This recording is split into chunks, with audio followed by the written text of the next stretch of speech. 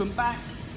This video is purely on the nitrogen counterbalance setup. Now you'll see in the last few videos that I've done about the pressure regulator that I was waiting for. Well, they emailed me this morning after all my phone calls, and it was due a few days ago, and they've emailed me back today, and this is the second company that said, really sorry, it's going to be another 3 weeks. So I thought, sod it, you know. I looked on Haas site, their hose, and when they sell their hose, they sell it ready to go direct to a bottle fitting. Googled on the internet some more, and plenty of people are just like, yes, the regulator is the proper way to do it. So I do not condone doing it without the high pressure regulator, but because of the fact that I cannot get one, I'm going to do it without. You just got to crack the bottle gently because it's high pressure, and fill it slowly. And when the regulators are available, but it seems that nobody has one, and all the parts must be coming from China and bits and pieces, because everybody I've phoned cannot get one for at least another 3 weeks, and that's when they get the parts, and then I don't know how long it'll be after that, and that is their guess. That is not a set date for delivery. So I'm going to do it without. So again, if you watch this video and you want to do this yourself, I advise you wait and get a high pressure regulator, and do not do it without, as I'm going to do. Do it at your own risk. So, right, here's the components. We've got this from BOC, and this is just a size X nitrogen bottle.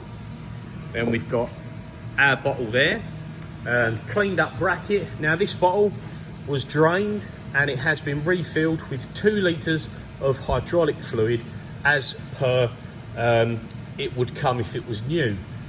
Now, I talked in the video before about filling these up, and then you have to put a 6mm hose. I actually used some tubing, and I will show you this tubing.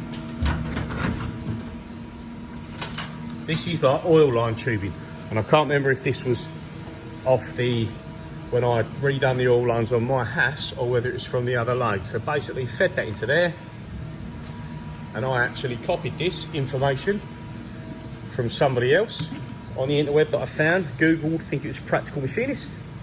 Filled this up with 2 litres of new hydraulic oil, sat the hose in there, but I had it up higher, and then I sucked the hydraulic fluid through that hose till it was almost to the end, and then plonked it into the cylinder. And then overnight, for example, I kept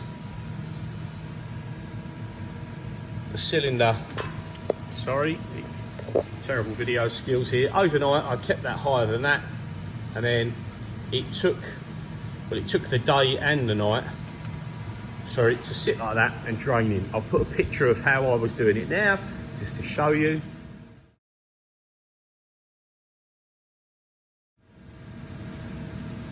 And then once that had sat overnight and that had filled the bottle, you got 2 new litres of hydraulic oil in there, which is exactly what you want. So let's just get rid of that for a sec. Put that back up there. Right, so we've got new oil in there. We're hoping this switch works. We don't know, we're hoping the gauge works. There's the cap for the Schrader valve on there, which is basically just a tyre valve. We have the screw-on Schrader valve here on an adapter, because this is, I think it was like 1/8 or 1/4 MPT, going to an adapter to 3/8 BSP hose, 3/8 BSP hose, and then another adapter, and this is the industry standard for the gas bottles, like the argon, nitrogen, etc. And we have a high pressure hose that's made by Pertec. We've got new, I think they're Booner seals or something they're called in there. Now you'll notice it isn't the correct ID on that O-ring, but it is on the OD, and the fitting on the end of the hose that it goes onto. Let me just try and take that off one-handed. Didn't prep the video very well in advance. Come on, we can do this. Right, sorry about that. You see the hose is flat faced in there. So as long as that O-ring sits up against that face, which it does, that should seal fine, the hydraulics people told me, because I went there to get the seals. Now, I mentioned before that this ram It looks good. When I removed it off the machine, there was no oil down the bottom of the ram, there was no oil around here. So I've checked that this is tight, this is clean, everything seems good. We've got our washer and our lock nut, and I think I'm going to use lock wire there because I do not have a cotter pin or an R-clip. So I'm just going to have one lock nut and I'll lock wire that, and there's your washer. I need to connect this hose, this one here, to the bottle before I invert the bottle and mount it back on the mount. Now we've had a tidy up round here, just wipe down the gunk and the oil that was there, and then I'm going to mount the ram. So I'll get that mounted now. Once everything's mounted back on the machine, I'll come back and we'll go through the process of powering it up and hopefully recharging the cylinder with no issues. So yeah, bear with me, I'll bring you back in a second. Okay, so we're back up on top of the machine. I've just mounted the nitrogen cylinder on the side, and I'm just rerouting the hose and the ram up here. Now, without falling off, there's not going to be much to see. I've gone through this side here, do this bit of the casting with the hose, and I went under the cables, but I'm thinking I might actually go over the top of these. And now you'll see the ram is there. This bracket to the side will secure it eventually, and it sits in a bracket that's right down the bottom. I'll kind of see there. See, it sits on the mounting bracket there, so it needs to rest nicely there and up against this. And then what you need to do is clock on here, it says, to make sure it's got alignment when it goes up and down. It has got plenty of wiggle room, so I'm thinking that should be fine. And then the oil hose will come out in this cutout here, because you don't really want it coming out the front side. So I've got it rested where it is. I'm going to put the securing washer and the lock nut underneath and do that up. I'll get this sort of strapped onto this bracket. All it uses, comes in the kit, is a Jubilee clip there to wrap around the hose and wrap around that. So it's no like full-blown fixing, because obviously the false is trying to pull the ram up. So the bracket that it sits on in the casting, the round one with a hole on, like an L shape, is what's taking all the strain of this. So that's the bit that you kind of relying on to take the weight and everything like that. The bit at the top, which is just the Jubilee clip, sorry, is just keeping it sort of steady and level where it is. So I'll get that bolted on underneath, then I'll get some power to the machine and we'll go from there. So I'll bring you back in a sec. Okay, so we've got the cylinder mounted back up top, and I've just put the lock nut and the washer and that back on down there and given this a clean in here. I'll show you one thing I just found while I was there. See that lube line? Luckily these are double skinned, because you can see that has worn through that first skin, and I'm not sure if that may or may not be leaking. So I'm going to leave it there for the minute, and that'll have to be checked out later. So what we've got to do is we need to raise this head all the way up, because I'm guessing as soon as we put pressure in the ram, it's going to start lifting. When you put pressure in the ram, it's going to draw that shaft back into it. So the bottle is mounted on the side. I've bridged that again because I need to be able to turn it on without any e-stop. Cylinder's mounted, the hose is connected, that's ready to go. This little Schrader valve, when you put it on, can be finger tight. If not, it's 11/16, but you don't need to do it tight at all. But obviously, we've got no pressure in the bottle. Excuse me, so let's power it on. Hopefully, no random errors have cropped up overnight. If we're lucky. Low air pressure. Right, I didn't plug the air in, so let's pull the airline out now. Always forget something. Wouldn't be very good if I didn't forget something every now and again.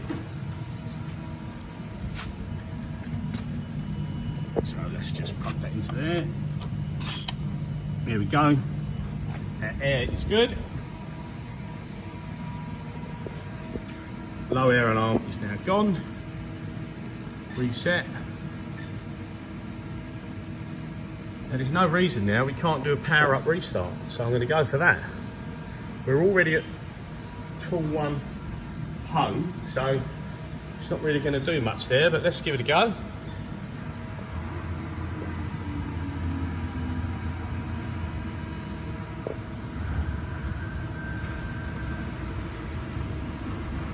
That's it, boom. We are good, and the head is good. Now,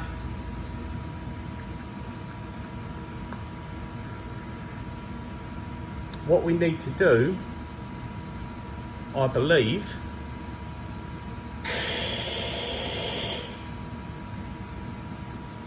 I'm literally just thinking on my feet here because I can't take that out because it will e-stop. So let's charge this first, see if that works, and go from there. What I'm going to do, it's going to be quite difficult, so I'm going to try and prop you here. So we're going to leave the machine exactly as it was. I'm hoping this stays there and I don't get too much in the way. And I'm going to connect this Schrader valve, hopefully, it says.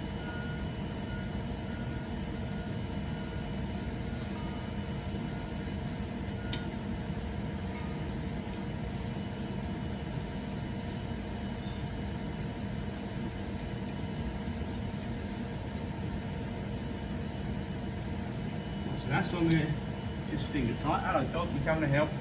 Mind? Yeah, I know, this bottle shouldn't fall over because I've cable tied it here for the minute because being on my own, I don't want it to fall over. Right Doc, you're not helping, are you? You're not helping. I know you're trying. Doc, away, away. I don't need a toy for this operation. Over there. Yes, I know. You want to be on video. Right, come on, anyway. Okay, so this Schrader valve is just hand tight and I'm just going to nip it. Not much, but it's actually, I'll tell you what I'm going to do, take this off because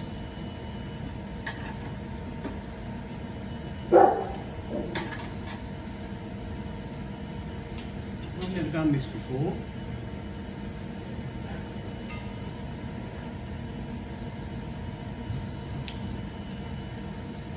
I know you're not seeing much here, but I will explain in 1 second.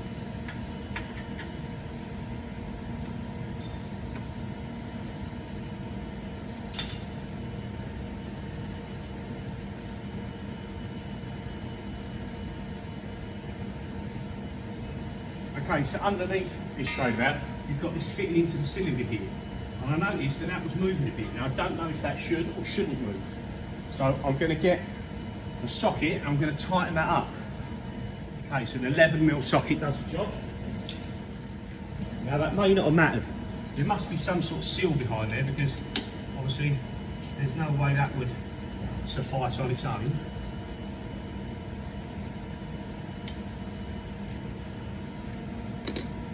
So that's tight. Now I'm just looking at when the Schrader valve's on there. Right, it's like there's a copper crush washer. So I'm going to get 11mm spanner.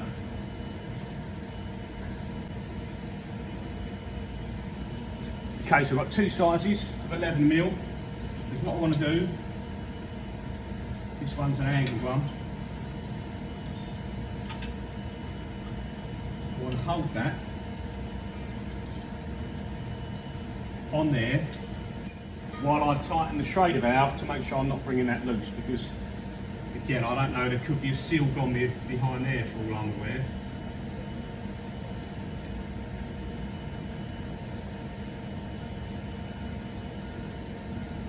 Okay, right. You can't put a ring spanner over it because it will stop it going deep enough. So I'm going to have to just put the spanner on normally, and that should still allow us full engagement on the valve. Let's take it off first. manuals, it just says hand tight. I'm guessing that's just to stop it blowing off. I don't know, but I'm going to try and just nip it. Yeah, I think that's okay because this is still loose then. Right, so now we've got the head right up top. We've got this connected. The bottle is currently closed. This is backed off counterclockwise. Still not sure how that's meant to sit, if that's...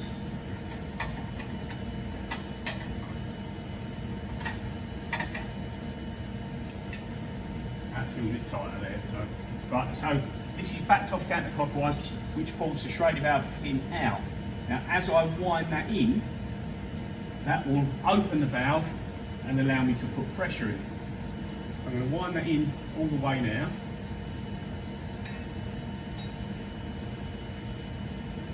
Okay, that is open. We're going to crack the bottle ever so slowly. Right, I can hear the oil gurgling, so I'm guessing it's doing something, but we've got no movement on the pressure yet.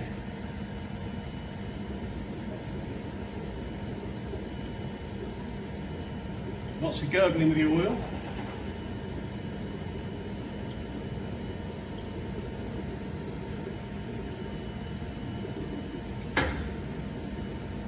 Right, I'm just going to shut that a second. I heard something round there. I want to see if the ram's moving.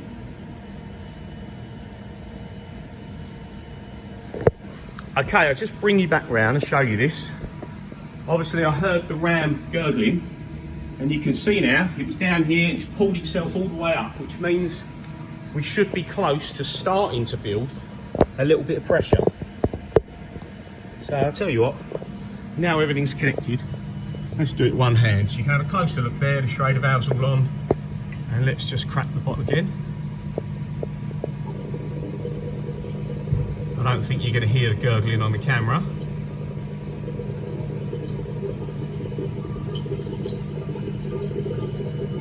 Right, we're getting a little bit of movement on the needle.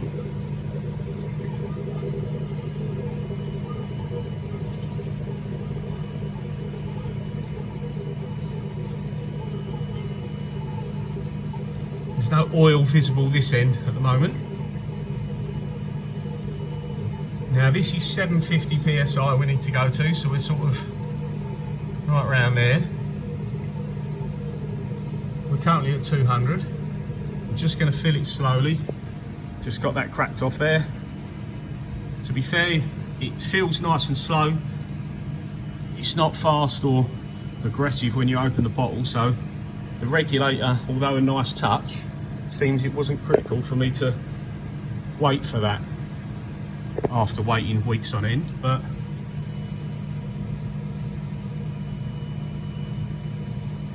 up at 400.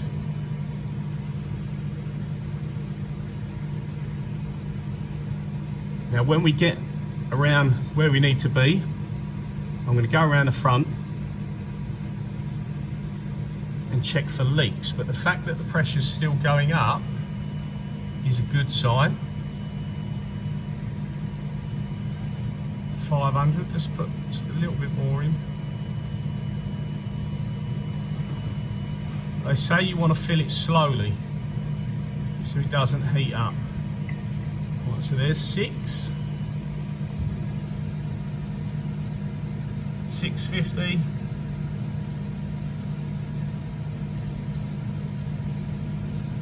7.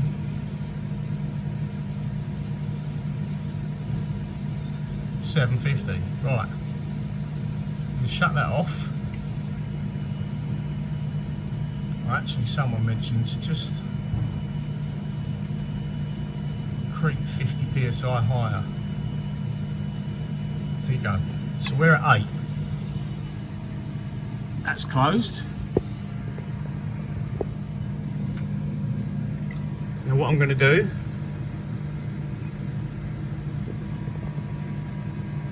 now we can see a slight bit of movement on the gauge there, but that could be down to this. So I'm going to back this off.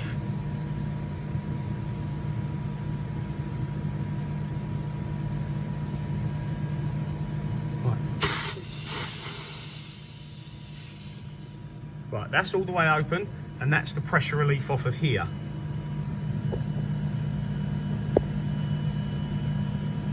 Our gauge is still just below 8, so I'll keep an eye on that, but you can see this is now loose, so I'm going to remove it fully because I don't want any confusion as to whether things are leaking out of anywhere else. So you can see there was some spray of oil and nitrogen when I put that on there. Now I'm going to put the cap back on so I don't lose it. And I'm going to leave that for a second, disconnected as it is with the bottle shut. So there, wasn't too scary. Now obviously nothing should have changed here, so we've got no alarms. The ram is still pulled up tight. There's currently no signs, sorry about the focus, there's currently no signs of oil drippage down there.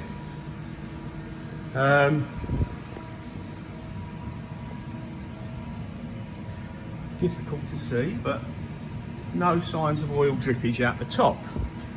So what I'm going to do is I'm now going to jog the Z-axis back down so it's on the block. Let's jog it down as close as we can.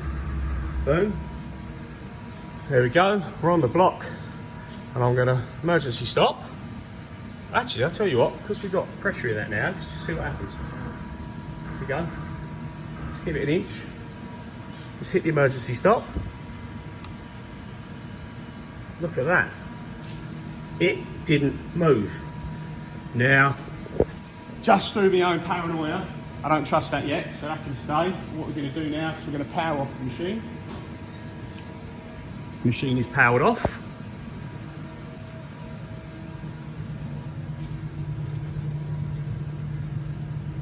The gauge, I can focus back in there.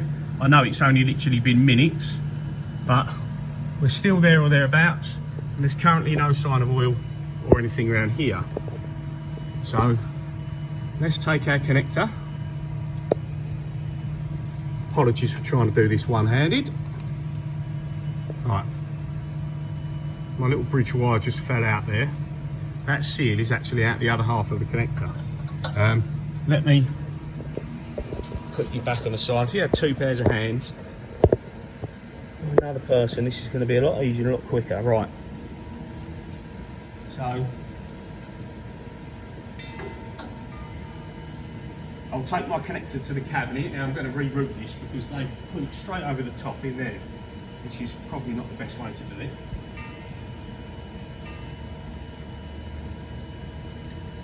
Right, now we are plugged in, and we are solely relying on the sensor now to do its job. Just clean all round everywhere here, because I want to be able to see if anything's weeping or anything like that. Right, excuse me. Coughs and sniffs. Right, so we've still got pressure, and we are done. So let's go back to the machine, power it on. Now I'm hoping we've just got the one normal emergency stop, but we could have a bad sensor on the nitrogen tank. Right, we've got servos off and emergency stop. Release the emergency stop. Reset, it's gone. It's gone. So let's power up, restart again.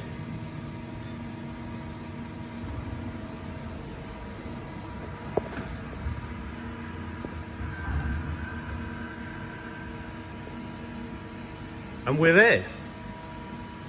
I'm pretty sure that, guys, is a successful Haas Nitrogen cylinder recharge. We've got no faults, we've got no emergency stops. We are currently, for the minute, and this could change, holding the pressure.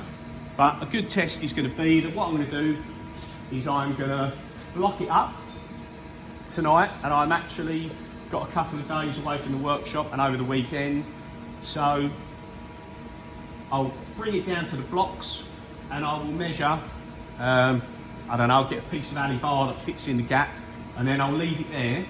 So if it falls slowly, whatever happens, it's only going to go, say, 2 inches or an inch. And then when I come back in the workshop after leaving it, it's probably going to be left for about 48 hours. I'll measure that gap and see if we're good. And also, obviously, I can check the gauge and see the pressure there. So, yeah, that is currently it. We are looking good. So, once again, anything you want to know or anything you'd like to ask, I'm not a Haas tech or an expert, but I like to have a go and do it myself.